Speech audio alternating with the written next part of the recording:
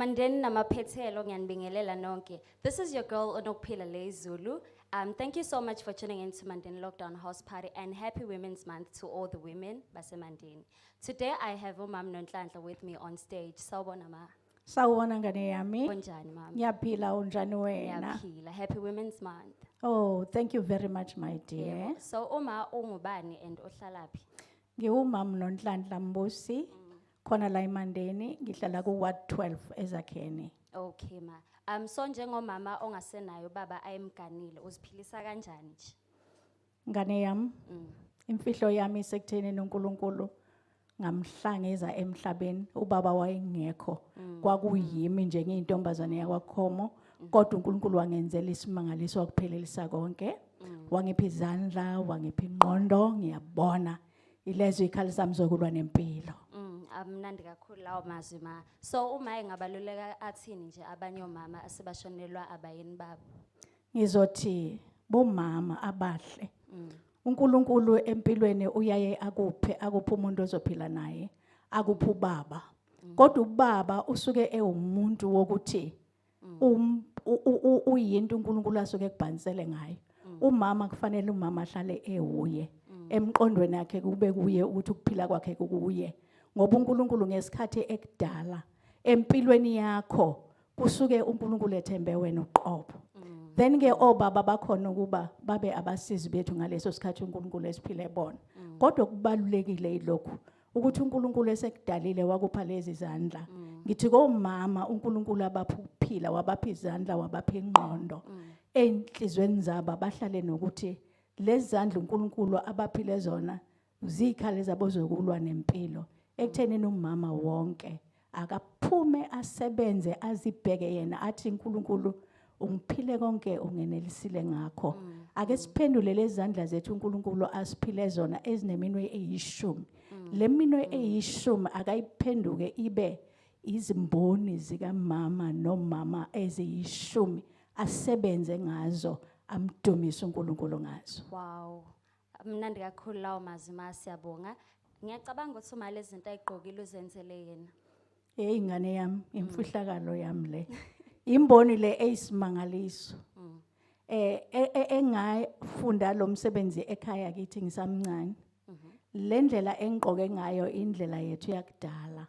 Indlela yethu eidentifya umuntu ukuthi uma nginje ngiqhamuka kuphi. Uma uhlangana nami eThekwini, uhlangana nami eGoli, uhlangana nami eCape Town, this is my identity. Ukuthi ukwazi ukungibona ukuthi I'm a Zulu girl. Wow. Okay ma siyabonga kakhulu.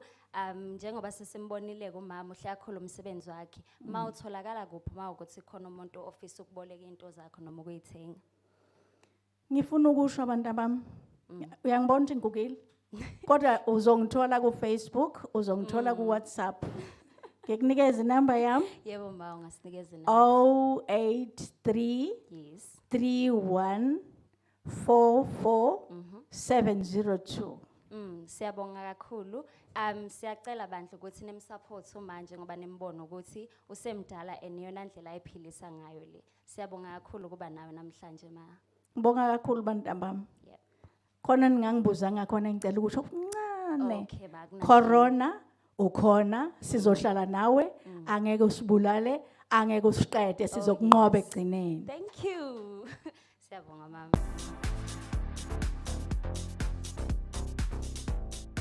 Simbonile sonke umama Nonhlanhla osimele as abantu besifazane baseMandeni. Right now I have Thola Mbuthu with me on stage. Sawubona ma. Sawubona ntombi yami unjani wena? Ngiyaphila uma unjani? Ngiyaphila nami. Siyabonga. Happy Women's Month ma. Ngiyabonga kakhulu, happy to you too girl. Thank you ma. Uma ungubani and owakephi neMandeni? Ngingumamkhize wakwaPitso. Ngihlala kwaChepis ngasesikoleni ubuhle besundumbili. Okay ma. Kubaluleke kanjani kuma ukuba umuntu wesifazane oyi business woman? Hey kubaluleke kakhulu. Ngiyabuka nje mase ngihleli lana ningibuza. Ngiyumfelokazi omncane. Ngiyakhumbula nje ukuthi mase kufika lezi ikhathi nje ubesasho umama Nonhlanhla ukuthi uNkulunkulu wasipha umqondo, wasipha nezandla nakho konke siyakwazi ukumove nami uNkulunkulu wangibusisa ngalokho umuntu wesifazane walesikhathi kufanele akwazi ukuyiphilisa angadependeli kumuntu wesilisa. Okay ma. So how do you feel ngale nyanga esikuyona as a black South African woman?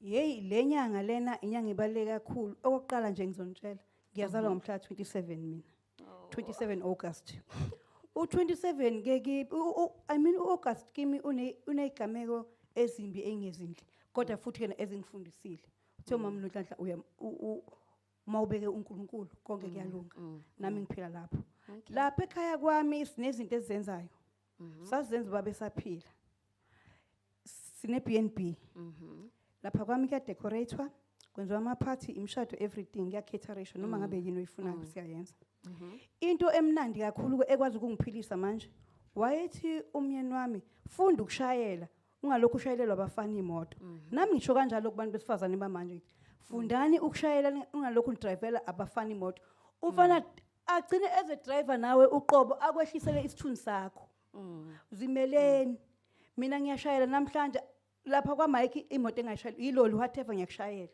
ngoba wathi uPitso mangifu uzosala noba ngoba ngingekho mina ngayifundisa ke umuntu ophila manje kulesikhathi samanje osifazana waseAfrika akabe umuntu okwazi ukuyimela umuntu oyiqhenyayo umuntu ozazi ukuthi ufuna nempilweni umuntu ongezwe ngabanye abantu ozazi yena ukuthi ubani uma ema esibukweni ethi this is me ngiyazazi ngifuna nempilweni ukuthi bathina abantu khohlwa you just brush your shoulders and move on nempilo yakho. Wow. Bangakhuluma noma yini abantu kungase kuseni kodwa mawukwazi ukuyimela wena 100% ku right.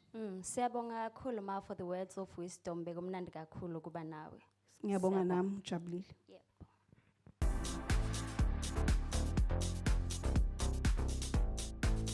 Siyabonga kakhulu kuba noMampitso njengamanje I have Omandisa with me on stage who is a very young businesswoman. Sawubona Mandisa. Sawubona phila kunjani? Ngiyaphila njani? Ngiyophila nami. Ngiyaphila. Please tell us a bit about yourself. Okay. uMandisa owakamwandla ngiphuma eNdulinde intombazane nje yaseMandeni because ngikhulele eNdulinde ngifunda eNdulinde my primary ngaze ngaya high school khona eNdulinde. All right, siyabonga. So njengosomabhizinisi osemncane iziphi izeluleko ongasipha zona as abantu abancane baseMandeni?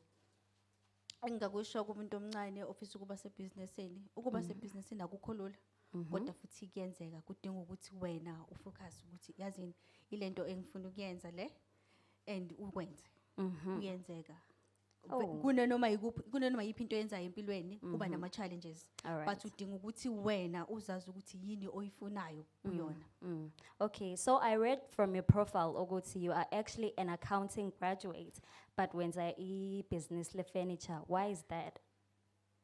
Ngicabanga ukuthi nginenkinga ama-graduates ngibe nenkinga ama-graduates amaningi anayo eSouth Africa ukuthi we graduate then singawuthola umsebenzi. Then ngase ngihlala ngicabanga ukuthi ngihlala about a year after I graduated ngase ngibuza ukuthi ngizohlala kuze kube yinini ngase ngithi yini enye engingayenza ngase ngiyacabanga ukuthi mina ngiyayithanda ifurniture into enhle nje ngiyayithanda then ngase ngiqhubha lolo thando lwami le furniture ngathola ukuthi ngiqaleke ngisebenze kuze kube manje.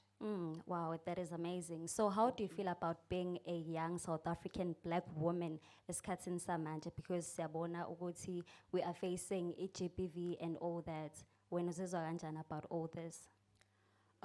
Okwenzakala njengamanje kuyathusa kakhulu kodwa ngithi akukho okudlula ukubeka uNkulunkulu. Omama bebe ngaphambi kwami basho njalo nabo bathi uNkulunkulu ngomqalisi futhi ngomphelelisi. So izindlela sihamba siyesibeka uNkulunkulu phambili sithi inkosi sethembe wena because namhlanje uhlangana neboyfriend uyibone iright uzuthi no lana siyaphambili kanti awumazi ukuthi ngale uphuma kuphi ngoba angikholwa ukuthi uvuka namhlanje eseyilama animals abaphenduka babe wona mhlambe kunesimo esithile behind lokho ongasazi ukuthi sizoprovoke yini ubone usuyibona nawe esekwenza kambi kodwa ukukhuleka ukuthi mawuhlangana nomuntu uthi inkosi ngicela ukuthi kube umuntu ozongibona njengomuntu because I don't think ukuthi usuye sakubona njengomuntu uma kusasa esecabanga ukuthi engakwenza kabi. Oh wow. Okay. Siyabonga kakhulu Mandisa. So uma sidinga usizo lwakho noma uzosebenzela at our homes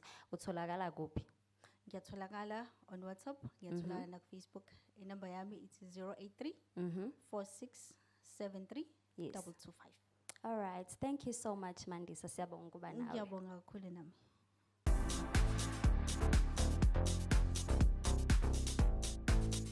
Siyabonga kakhulu kuSisimandisa njengamanje ngihleli nomama uMantombela wakwaZulu omele Amageza omama besigege. Ma ngiyabingelela.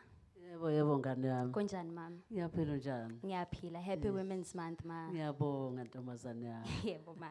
So oma basuka kuphi naMandeni? Oh, ayisuka la eMandeni kwaMasomonco. Yebo. Okay, uba wasungula leli qembu. Umama Ntombela wakwaZulu. Oh, okay. So nifisa ukufika phi ngalesi sigege senu? Sifisa nje ukuthi sidume umhlaba wonke. Siqashwe nje sibizwe nje ngendlela esifisa ngayo. Okay, yini enifisa ukuyifundisa abantu besifazane abancane bala eSouth Africa ngesigege? Yebo. Cha abantu besifazane njengoba nje singabantu besifazane nje kulenyanga yomama yabantu besifazane.